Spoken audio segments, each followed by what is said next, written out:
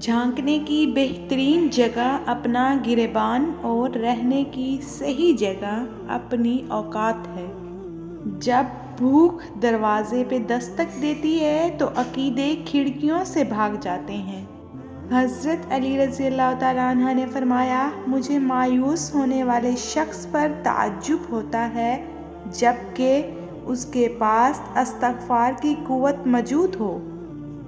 توبہ گناہ کا آغاز مکڑی کے جالے کی طرح اور انجام جہاز کے لنگر کی طرح ہوتا ہے۔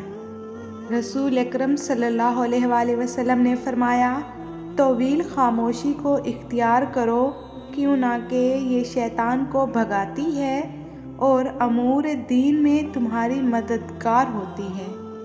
بہت سے رشتے ختم ہونے کی وجہ یہ بھی ہوتی ہے، ایک صحیح بول نہیں پاتا اور دوسرا صحیح سے سمجھ نہیں پاتا۔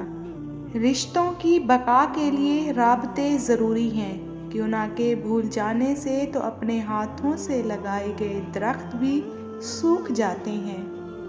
گناہ کو نہ دیکھو کہ گناہ چھوٹا ہے، بلکہ اللہ تعالیٰ کی عظمت کو سامنے رکھو کہ کس کی نافرمانی کی جا رہی ہے۔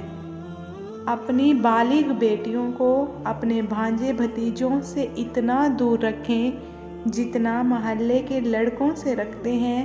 بہت نازک وقت چل رہا ہے، معذرت کے ساتھ۔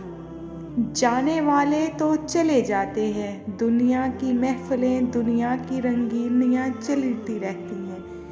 اس دن نہ اولاد کام آئے گی، نہ مال۔ ہر انسان دیکھے اس نے کل کے لیے کیا بھیجا ہے۔ ہم اہم ہیں، یہی وہم ہے۔ تعلق کو بڑھا کر کچھ لوگوں کی حقیقت کھلنے کے بعد سوچتا ہوں فاصلوں میں کتنی کشش اور عزت ہوتی ہے۔